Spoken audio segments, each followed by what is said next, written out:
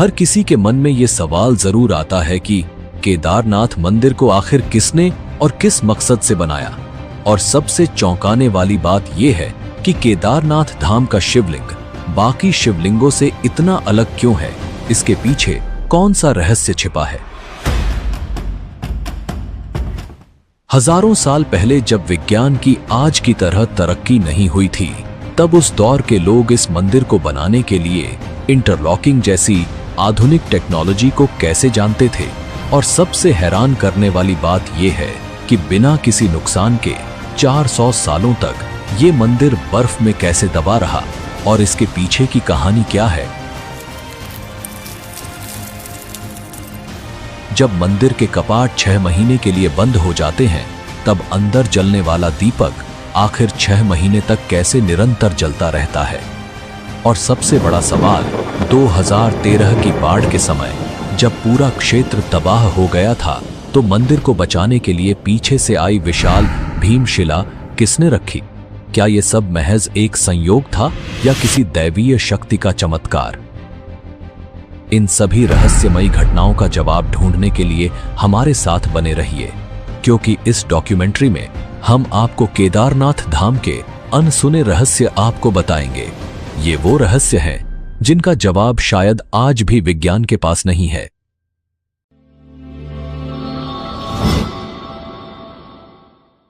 भारत के उत्तराखंड में बसा केदारनाथ धाम केवल एक मंदिर नहीं, बल्कि आस्था, रहस्य और चमत्कारों का अद्भुत संगम है। हिमालय की ऊंचाइयों में 12 ज्योतिर्लिंगों में से एक यह पवित्र स्थल सदियों से भक्तों को अपनी ओर खींचता आया है। पर क्या आप जानते हैं कि इस मंदिर के हर पत्थर के पीछे छिपी हैं अनगिनत कहानियां, जो केवल आस्था ही नहीं बल्कि चमत्कारों और विज्ञान से भी जुड़ी हैं।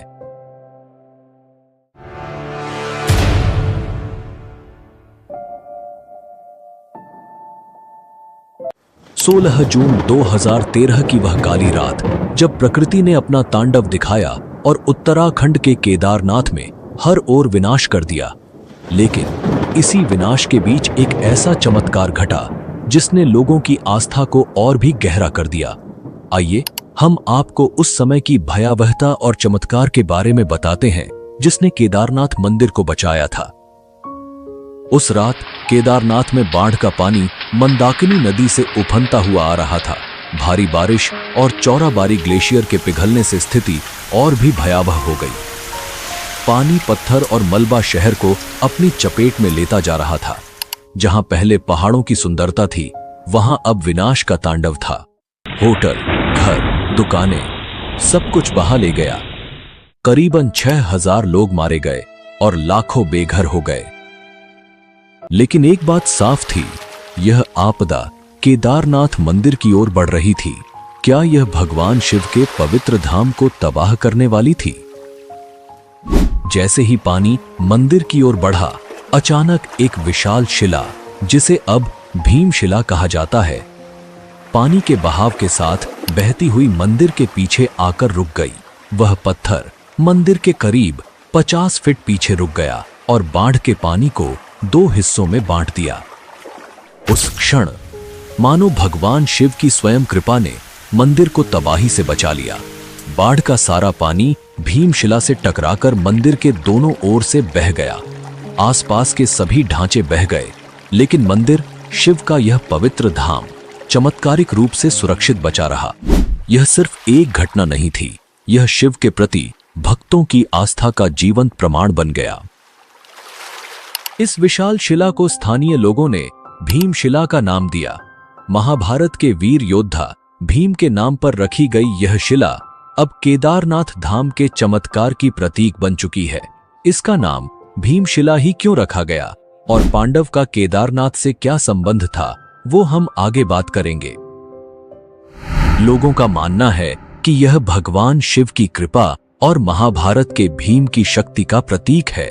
आज भी भक्त इस शिला की पूजा करते हैं, इसे मंदिर के दर्शन का अभिन्न अंग मानते हैं। वैज्ञानिक भी इस घटना से हैरान रह गए। उनका मानना है कि यह पत्थर पहाड़ से खिसक कर बहता हुआ नीचे आ गया था। लेकिन यह कैसे संभव हुआ कि यह शिला मंदिर के ठीक पीछे आकर रुकी और पानी के बहाव को 2 हिस्सों में बांट दिया। यह शिला लगभग 20 से 25 फीट लंबी और 10 से 15 फीट चौड़ी थी। इसका वजन लगभग 1000 मीट्रिक टन का माना जाता है। अगर यह शिला मंदिर से टकराती तो मंदिर को पूरी तरह नष्ट कर देती। उस दौरान मंदिर में करीबन 300 लोग ने शरण ली हुई थी और इस शिला की वजह से उन सब की जान बच गई। हम सबके मन में ये सवाल जरूर आता है कि 2013 की इतनी भयंकर जल प्रलय के बावजूद केदारनाथ मंदिर आज भी कैसे सुरक्षित खड़ा है। इसका जवाब छुपा है प्राचीन इंटरलॉकिंग टेक्नोलॉजी में। इस तकनीक से मंदिर के भारी पत्थरों को बिना किसी गाड़े या सीमेंट के इस तरह जोड़ा गया कि वो एक दूसरे में पूरी तरह फिट हो गए। हजारों साल पहले जब तकनीक और आधुनिक उपकरणों का कोई नामो निशान भी नहीं था, तब इस मंदिर को भारी पत्थरों से बनाया गया। लेकिन इन पत्थरों को जोड़ने के लिए किसी गाड़े या सीमेंट का इस्तेमाल नहीं हुआ। प्राचीन भारतीय कारीगरों ने पत्थरों को इस प्रकार तराशा कि वो एक दूसरे में एकदम सटीक तरीके से लॉक हो जाते थे। इस तकनीक ने मंदिर को प्राकृतिक आपदाओं से बचाया है, चाहे वो भूकंप हो, भारी हिमपात हो या फिर बाढ़। 2013 की भयंकर बाढ़ के दौरान जब पूरा क्षेत्र तबाह हो गया था, फिर भी केदारनाथ मंदिर पूरी तरह सुरक्षित रहा। यही नहीं, इस मंदिर की दीवारें आज भी वैसे ही खड़ी हैं जैसे सदियों पहले थीं। ये इंटरलॉकिंग तकनीक ही थी जिसने पत्थरों को इतना मजबूत बना दिया कि उन्हें कोई आपदा हिला नहीं सकी। एक ऐसी तकनीक जो आज भी वैज्ञानिकों को चौंका रही है। यही है भारतीय वास्तुकला का कमाल। तो हमारे मन में सबसे बड़ा प्रश्न यह उठता है कि आखिर किसने इतनी मजबूत और अत्याधुनिक तकनीक से केदारनाथ मंदिर का निर्माण किया। इसके पीछे की कहानी और इतिहास को जानना बेहद दिलचस्प है। तो चलिए हम शुरुआत से ही इस पवित्र मंदिर के इतिहास की गहराइयों में झांकते हैं और समझते हैं कि किसने और कैसे इस अद्भुत मंदिर का निर्माण किया। क्या आप में से कोई ऐसा है जिसके दिल में केदारनाथ धाम के दर्शन की गहरी इच्छा है? अगर आपकी भी यही तमन्ना है कि भोले बाबा के चरणों में शीश झुकाएं, तो कमेंट में हर हर महादेव लिखकर अपनी भावनाओं को व्यक्त करें। बाबा जल्द ही आपकी इच्छा पूरी करेंगे।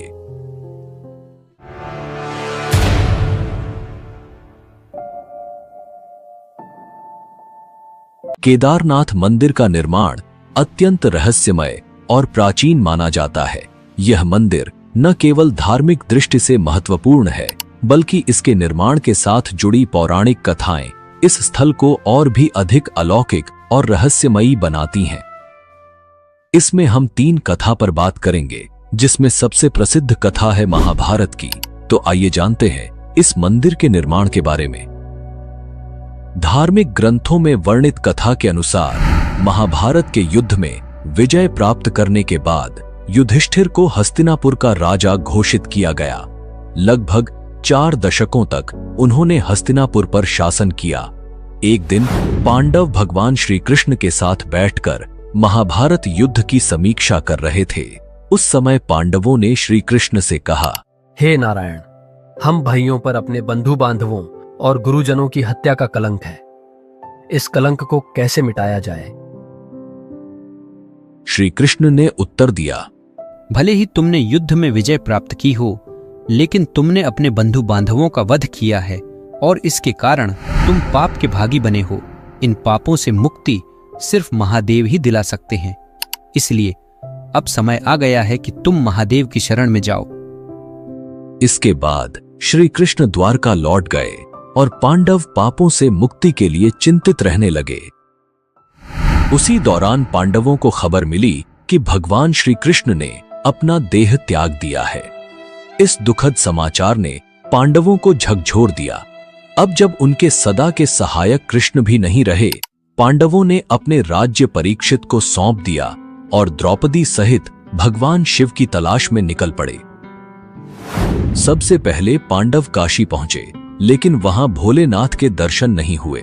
वे कई अन्य स्थानों पर भी गए, परंतु जहां भी पांडव पहुंचते, शिव जी वहां से चले जाते। इस खोज में वे एक दिन हिमालय तक आ पहुंचे। तब भगवान शिव ने पांडवों को आता देख नंदी का रूप धारण कर लिया और पशुओं के झुंड में चले गए। भगवान शिव को पाने के लिए भीम ने एक योजना बनाई। उन्होंने विशाल रूप धारण कर अपने पैर केदार पर्वत के दोनों ओर फैला दिए ताकि कोई भी पशु उनके पैरों के बीच से निकल सके। लेकिन नंदी रूपी भगवान शिव ने ऐसा नहीं किया। तभी भीम ने नंदी को पहचान लिया और पकड़ने का प्रयास किया, लेकिन शिव जी धरती में समाने लगे। भीम ने उनका पिछला हिस्सा पकड़ लिया। भगवान शिव पांडवों की भक्ति से प्रसन्न हुए और उन्हें दर्शन देकर उनके पापों से मुक्त कर दिया। तभी से भगवान शिव यहां नंदी की पीठ के रूप में पूजे जाते हैं। इसी वजह से केदारनाथ का शिवलिंग बाकी शिवलिंगों से अलग है। ऐसा कहा जाता है कि जब भगवान शिव ने पांडवों को उनके पापों से मुक्त किया और उनका प्रायश्चित स्वीकार किया, तब पांडवों ने केदारनाथ मंदिर का निर्माण करवाया। यह भी कहा जाता है कि भगवान शिव का शरीर पृथ्वी के अलग अलग हिस्सों में प्रकट हुआ, जिससे पंच केदार की उत्पत्ति हुई। भगवान शिव का मुख नेपाल के पशुपतिनाथ मंदिर में, भुजाएं तुंगनाथ में, मुख रुद्रनाथ में, नाभि मदमहेश्वर में और जटाएं कल्पेश्वर में प्रकट हुई। यही 5 स्थान पंच केदार के रूप में पूजित हैं। केदारनाथ को पंच केदार में सबसे प्रमुख माना जाता है, क्योंकि यहां भगवान शिव के पीठ रूप की पूजा की जाती है। अगर आप पंच केदार के बारे में एक विस्तृत डॉक्यूमेंट्री देखना चाहते हैं तो कमेंट में हमें जरूर बताएं। हम आपको अगली डॉक्यूमेंट्री में इस रहस्यमयी यात्रा पर जरूर ले चलेंगे। केदारनाथ मंदिर निर्माण का दूसरा सबसे पुराना और महत्वपूर्ण पौराणिक संदर्भ भगवान विष्णु के अवतार नर नारायण ऋषि की तपस्या से जुड़ा हुआ है। शिव पुराण की कोटि रुद्र संहिता में उल्लेख है कि बद्रीवन में भगवान विष्णु के अवतार नर नारायण पार्थिव शिवलिंग बनाकर उनकी पूजा करते थे। कहते हैं कि नर नारायण की घोर तपस्या से प्रसन्न होकर भगवान शिव उनके सामने प्रकट हुए और उनसे वरदान मांगने को कहा। नर नारायण ने भगवान शिव से प्रार्थना की कि वे इस पवित्र स्थान पर सदैव ज्योतिर्लिंग के रूप में निवास करें, ताकि सभी भक्त उन्हें साक्षात देख सकें। भगवान शिव ने यह वरदान स्वीकार किया और तब से यहां उनकी पूजा ज्योतिर्लिंग के रूप में होती है। इस कथा के अनुसार केदारनाथ का ज्योतिर्लिंग भगवान शिव का एक महत्वपूर्ण रूप है, जो नर नारायण की तपस्या के कारण स्थापित हुआ। यह स्थान शिव और विष्णु की अद्वितीय एकता का प्रतीक है, जहां शिव जी केदारनाथ में ज्योतिर्लिंग के रूप में और विष्णु जी बद्रीनाथ धाम में विराजमान हैं। कहा जाता है कि 8वीं शताब्दी में आदि शंकराचार्य ने केदारनाथ मंदिर का पुनर्निर्माण करवाया और हिंदू धर्म के पुनर्जागरण में महत्वपूर्ण भूमिका निभाई। उन्होंने केदारनाथ मंदिर में ज्योतिर्लिंग की स्थापना की और इस मंदिर को एक प्रमुख तीर्थ स्थल के रूप में स्थापित किया।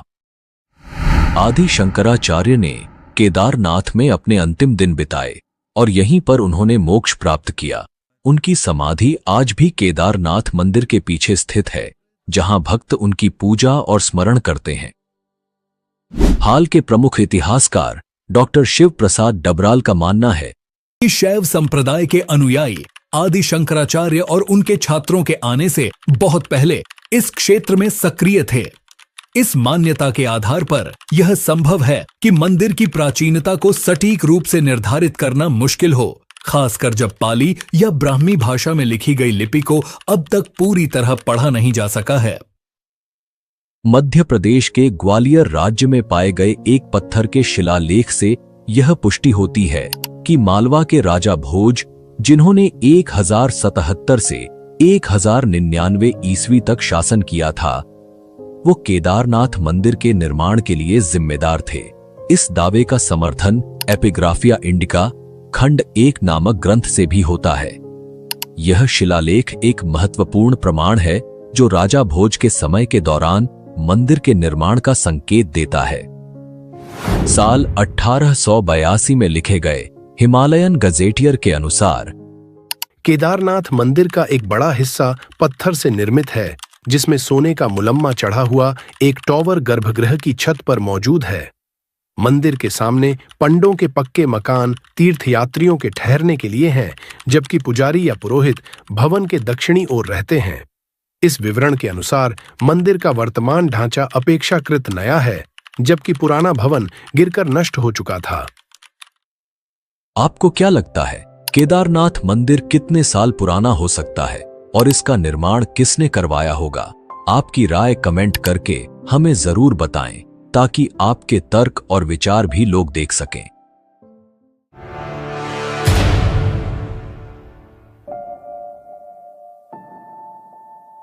अब हम आपको एक ऐसे अध्याय में लेकर जा रहे हैं जो आपको हैरान कर देगा। यह केदारनाथ धाम के इतिहास का वो हिस्सा है जब यह भव्य मंदिर 400 साल तक बर्फ में दबा रहा और फिर भी सुरक्षित बचा रहा। यह कैसे संभव हुआ? क्या यह भगवान शिव की कृपा थी या प्रकृति के अद्भुत विज्ञान का चमत्कार? इस रहस्य को समझने के लिए हमें इतिहास के पन्नों में और गहरे उतरना होगा।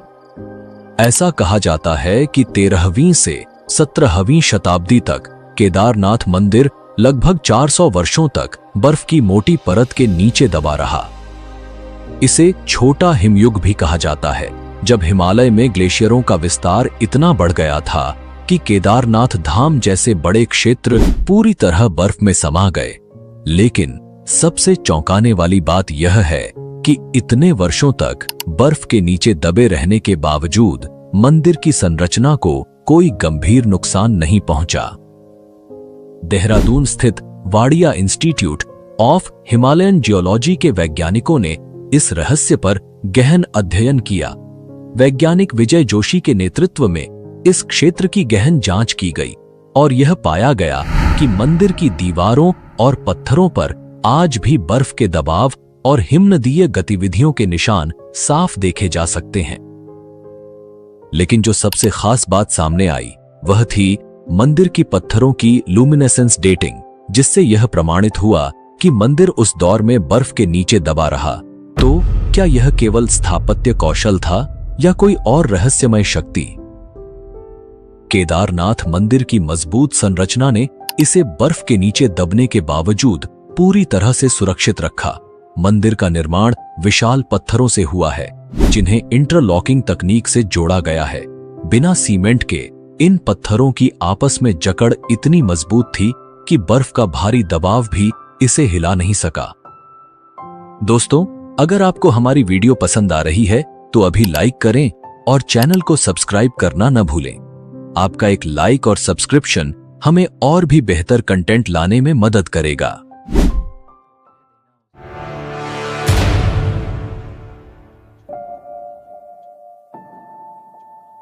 अब हम आपको एक ऐसे रहस्य से परिचित कराने जा रहे हैं जिसने आधुनिक वैज्ञानिकों को भी हैरान कर दिया है। केदारनाथ और रामेश्वरम के बीच का गहरा जियोमेट्रिकल अलाइनमेंट, ये वाकई एक चौंकाने वाली बात है।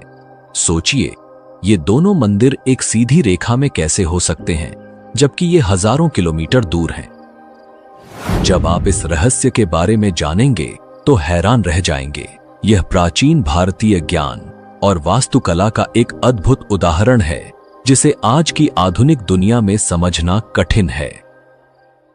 क्या आपने कभी सोचा है कि केदारनाथ और रामेश्वरम जैसे दूरस्थ मंदिर कैसे एक ही रेखा पर हो सकते हैं? ये रहस्य न सिर्फ श्रद्धालुओं को बल्कि वैज्ञानिकों को भी हैरान कर चुका है। उत्तराखंड के केदारनाथ और दक्षिण भारत के रामेश्वरम ज्योतिर्लिंग 79 डिग्री देशांतर रेखा पर स्थित है। लेकिन यही नहीं, इनके बीच 5 और शिव मंदिर हैं जो सृष्टि के पंच तत्वों जल, वायु, अग्नि, आकाश और धरती का प्रतिनिधित्व करते हैं। अब सोचिए, हजारों साल पहले जब उपग्रह तकनीक या जीपीएस जैसी कोई आधुनिक तकनीक नहीं थी, तब भी हमारे प्राचीन वास्तुकारों ने इतनी सटीकता से इन मंदिरों को एक सीध रेखा में कैसे स्थापित किया। यह जानकर हैरानी होती है कि केदारनाथ और रामेश्वरम के बीच 2383 किलोमीटर की दूरी है और इन 7 मंदिरों का एक ही रेखा में होना महज संयोग नहीं हो सकता। इन मंदिरों की स्थापना 1500 से 2000 साल पहले हुई थी और वैज्ञानिक दृष्टिकोण से ये एक अद्भुत ज्योमेट्रिकल अलाइनमेंट का हिस्सा है। यह सिर्फ धार्मिक नहीं बल्कि ब्रह्मांडीय संतुलन की भी एक झलक देता है। ये इस बात का प्रमाण है कि हमारे पूर्वजों के पास गहरे वास्तुकला और भूगोल का ज्ञान था। अब आइए इस अद्भुत 79 डिग्री देशांतर रेखा के बारे में बात करें। इस रेखा पर केदारनाथ और रामेश्वरम के बीच 5 और महत्वपूर्ण मंदिर स्थित हैं। कालेश्वर, श्रीकालाहस्ती, एकम्बरेश्वर, अरुणाचलेश्वर और चिदंबरम मंदिर। यह सोचने पर मजबूर कर देता है कि कैसे प्राचीन वास्तुकारों ने बिना किसी आधुनिक तकनीक के यह सब किया। उज्जैन के महर्षि पाणिनि संस्कृत विश्वविद्यालय के प्रोफेसर डॉक्टर उपेंद्र भार्गव का भी यही कहना है। यह तथ्य सही है कि ये मंदिर 79 डिग्री देशांतर पर स्थित हैं। हालांकि इनकी स्थापना अलग अलग समय पर हुई, इसलिए यह कहना कठिन है कि इन्हें किसी विशेष जियोमेट्रिकल अलाइनमेंट के तहत बनाया गया था। लेकिन एक बात निश्चित है, इन मंदिरों की स्थापना में अक्षांश और देशांतर का पूरा ध्यान रखा गया था और वास्तु सिद्धांतों का सटीक पालन किया गया है। ये रहस्य आज भी बना हुआ है जो हमें प्राचीन भारतीय ज्ञान और विज्ञान की गहराई से रूबरू कराता है। ऐसे में क्या आप भी सोच रहे हैं कि यह सब कैसे संभव हुआ? क्या यह महज संयोग है या प्राचीन ज्ञान का कोई अदृश्य सूत्र? यह सवाल हम सभी को सोचने पर मजबूर करता है। क्या आपको पता है कि विमान का कॉन्सेप्ट प्राचीन भारतीय शास्त्रों में मिलता है और आज भी लोग इसका उपयोग करते हैं? अगर आपको भी ऐसी प्राचीन भारतीय टेक्नोलॉजी के बारे में पता है तो कमेंट में जरूर बताएं। इससे दूसरे लोग भी हमारी प्राचीन तकनीक के बारे में जान सकेंगे।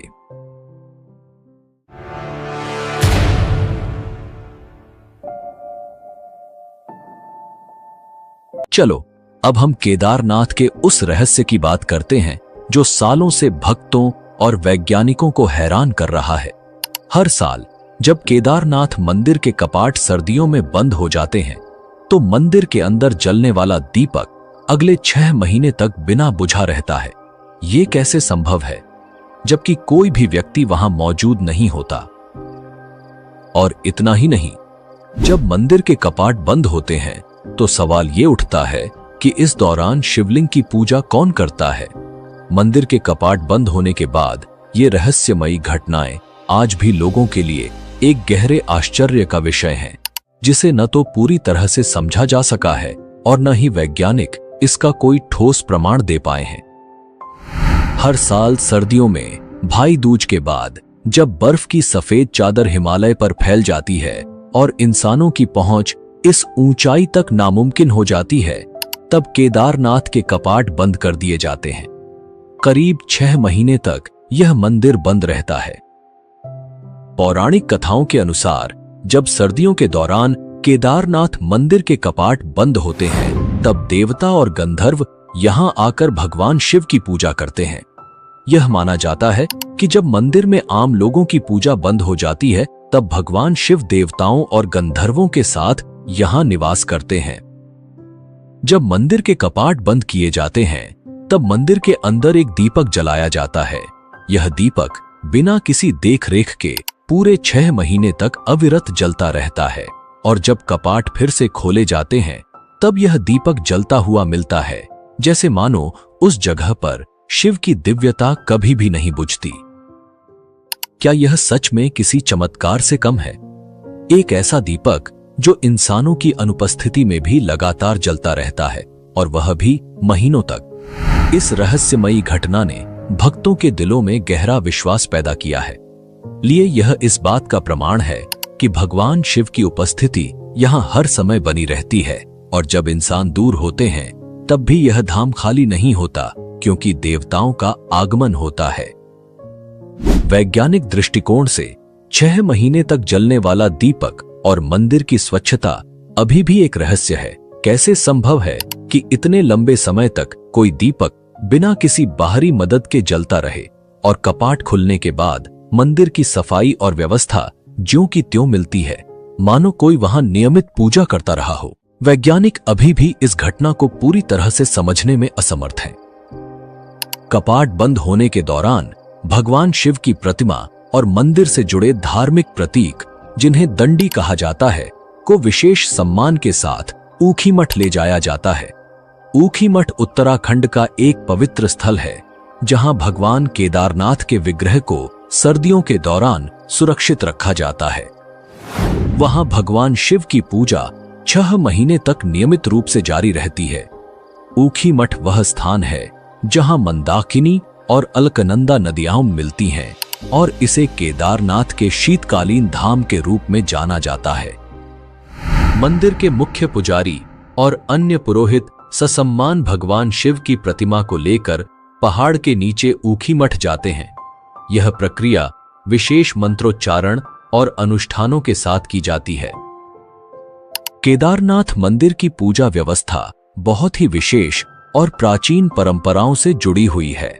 इस मंदिर में पूजा का संचालन विशेष रूप से कर्नाटक के वीराशैव जंगम समुदाय के पुजारियों द्वारा किया जाता है, जिन्हें रावल कहा जाता है। रावल पुजारी यहाँ के मुख्य पुजारी होते हैं और भगवान शिव के सभी अनुष्ठानों का संचालन करते हैं। यह परंपरा सदियों पुरानी है और पीढ़ी दर पीढ़ी चली आ रही है। रावल पुजारी कर्नाटक के इसी समुदाय से चुने जाते हैं और उनके परिवार के लोग ही इस विशेष भूमिका को निभाते हैं। खास बात यह है कि केदारनाथ मंदिर के सभी प्रमुख अनुष्ठान कन्नड़ भाषा में ही संपन्न होते हैं।